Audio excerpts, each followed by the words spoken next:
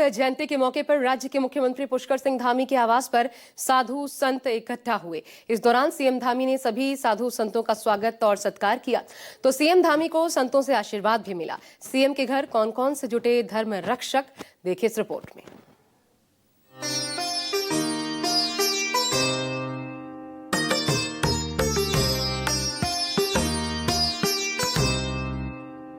देवभूमि की आंगन में उठी आध्यात्म की गूंज।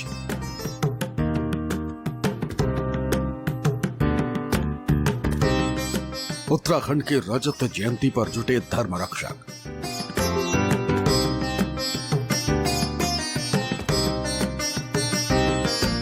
सीएम धामी को संतों ने दिया आशीर्वाद।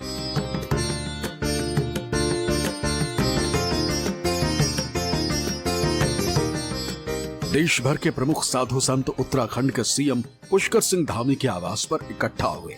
मौका राज्य की रजत जयंती का था। सीएम के आवास पर धर्म रक्षकों का ये समागम किसी संगम से कम नहीं था। जहां देश के धार्मिक वैभव ने सीएम धामी को आशीर्वाद दिया, सीएम आवास पर जगत गुरु शंकराचार्य, राज राजेश्वर महाराज, आचार्य महामंडलेश्वर कैलाशानंद गिरी, स्वामी अवधेशानंद गिरी, परमार्थ निकेतन के स्वामी चिदानंद सरस्वती, अखाड़ा परिषद अध्यक्ष स्वामी रविंद्रपुरी, बागेश्वर धाम पीठाधीश्वर पंडित धीरेन्द्र कृष्ण शास्त्री, पतंजलि योग पीठ के आचार्य बालकृष्ण, जया किशोरी और डॉक्टर कुमार विश्वास पहुंचे। सीएम धामी ने तमाम साधु संतों का सम्मान किया। सीएम ने पहले साधु संतों को तिलक लगाया, फिर माला पहनाई, इसके बाद शॉल भी ओढ़ाई। इतना ही नहीं, सीएम ने सभी साधु संतों को 4 धाम की फोटो फ्रेम और पौधा भेंट कर भी उनका सम्मान किया। तो वहीं संतों ने भी सीएम को माला पहनाकर और तिलक लगाकर उन्हें अपना आशीर्वाद दिया। इस मौके पर संत समाज ने सीएम पुष्कर सिंह धामी को देवभूमि का धर्म संरक्षक बताया। कहा कि उनके नेतृत्व में उत्तराखंड में सकारात्मक बदलाव हुए। उन्होंने विरासत को संरक्षित और धार्मिक सांस्कृतिक मानकों को सुदृढ़ किया है। उनके नेतृत्व में उत्तराखंड आध्यात्मिक, सांस्कृतिक और विकास की नई ऊंचाइयों को छू रहा है।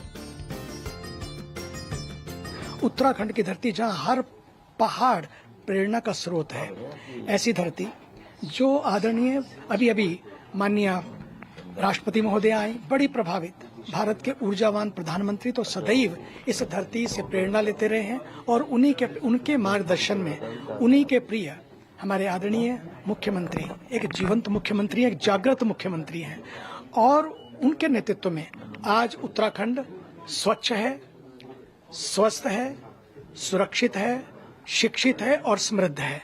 भारत की यदि शिखर के रूप में किसी प्रदेश को देखा जाए तो वो शिखर है उत्तराखंड, जहां पर्वत जरूर अलग अलग हैं पर संस्कृतियों के दिल बहुत नजदीक हैं। यहाँ की बहती हुई नदियां, पवित्र नदियां, कल कल किल्लोद करती हुई नदियां ये कहती हैं कि हम भले ही अलग अलग बह रहे हैं लेकिन एक दिन जाकर के सिंधु में ही मिलेंगे। एकता की प्रतीक की ये नदियां, यहाँ की संस्कृति अभूतपूर्व है। जिन्होंने इस उत्तराखंड स्थापना के लिए, उत्तराखंड प्रदेश के लिए जिन्होंने अपने जीवन की बलिदानी दी, उन सबके लिए हम भगवान से प्रार्थना कर रहे हैं।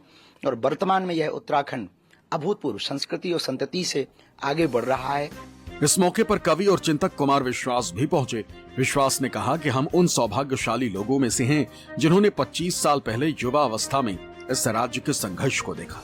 उन्होंने राज्य का निर्माण करने वालों को याद करते हुए सीएम धामी को उनके श्रेष्ठ कार्यों के लिए बधाई दी। एक युवा नेतृत्व के हाथों में, एक ऐसे मुख्यमंत्री के हाथों में जो स्वप्नदृष्टा हैं, जो विनम्र हैं, जो सांस्कृतिक मर्यादाओं के प्रति सचेत हैं, धर्म के प्रति उन्मुख हैं, उन्होंने इस राज्य की कमान संभाली और अब जिस तरह से प्रधानमंत्री जी के नेतृत्व में उत्तराखंड विकास के पथ पर है वो दृष्टिगोचर है।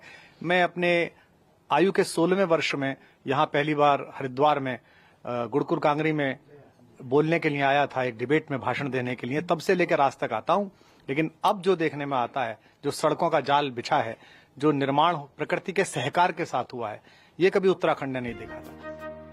इस मौके पर कथावाचक जया किशोरी ने बताया कि साधु संतों की इस मीटिंग के दौरान 2007 के कुंभ पर भी चर्चा हुई। साधु संतों ने उन्हें सरकार के साथ कंधे से कंधा मिलाकर काम करने का वचन दिया। बहुत अच्छी मुलाकात रही और सबसे पहले तो उत्तराखंड को 25 वर्ष पूरे हुए हैं। बहुत मेहनत, बहुत सेवा, बहुत बलिदान के बाद ये सुनहरा समय आया है, तो इस 25 वर्षों के लिए बहुत बहुत बधाई। सिल्वर जुबली मना रहे हैं उत्तराखंड का। संतों ने राज्य सरकार की कुंभ की तैयारियों की सराहना की, साथ ही उत्तराखंड के घाटों का सौंदर्यीकरण, सुरक्षा, स्वच्छता और तीर्थ विकास से जुड़ी योजनाओं की दिशा में सीएम धामी के कार्य की सराहना की। संतों ने कहा कि सीएम धामी के नेतृत्व में उत्तराखंड तेजी से वैश्विक आध्यात्मिक केंद्र और शांति स्थल के रूप में उभर रहा है। उनकी दूरदर्शी नीतियों ने देवभूमि की सांस्कृतिक पहचान और सनातन विरासत को सुदृढ़ किया है। Bureau report, news 24।